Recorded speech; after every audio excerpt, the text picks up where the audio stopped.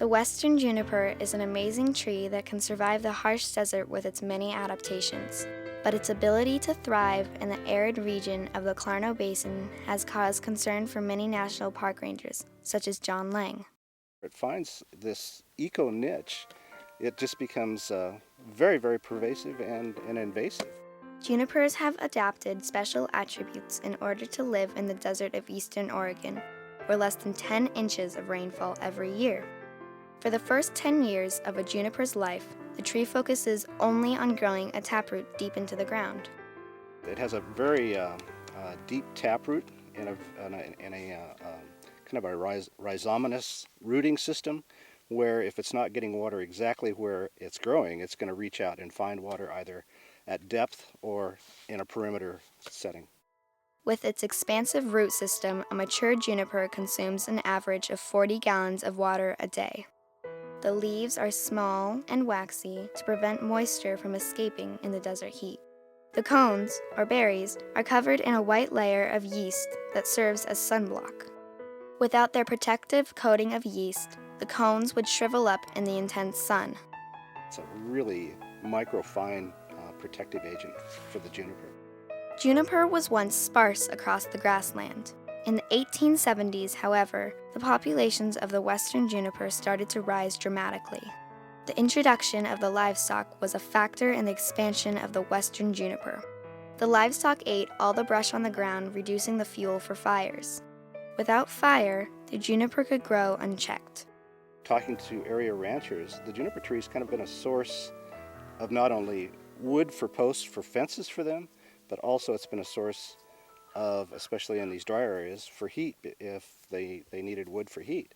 And so they saw the expansion as okay until they found out that it's taking so much water and it's taking their rangeland, and which takes away from the grasses for their livestock. Fires are a natural element in the Clarno Basin, but not all fires kill junipers. In areas where fires have passed through, green juniper remain beside those killed by fire. Humans have also played a major role in suppressing fire in the area. With the increase of juniper, rangeland specialists are starting to fight back. They use various methods to exterminate junipers. Here at the Clarno unit, we're lucky to have, or unlucky, have a lot of lightning strikes. And so we don't have prescribed fire here because we know this is going to burn eventually. In the entire John Day Fossil Beds National Monument, which is about 14,000 acres, we've been cutting juniper now for about 5 years. Safety is always a concern. I'll have eye protection, I'll have ear protection, I'll have Kevlar shaps on, and the shaps are, in case there's a kickback with the chainsaw, these shaps will protect my leg from being cut. And what we'll first do is limb up the juniper tree for safety's sake. So let's say if it's a rather large juniper tree, we have to cut all the limbs away and have to drag those away, so we have an exit corridor in case the juniper is falling in a way that could hurt us. So as we go into the juniper tree, we'll clear out everything around the base of it, the rocks, the lower limbs, and the higher limbs, so we're not bumping our head. And then once we make it safe, then we'll determine which way we want to fall it. Then once we get it on the ground, then we cut it up into manageable sizes, and we'll put it in a brush pile and burn it usually in the winter. The juniper's ability to survive the harsh desert conditions has allowed it to dominate the rangelands of eastern Oregon.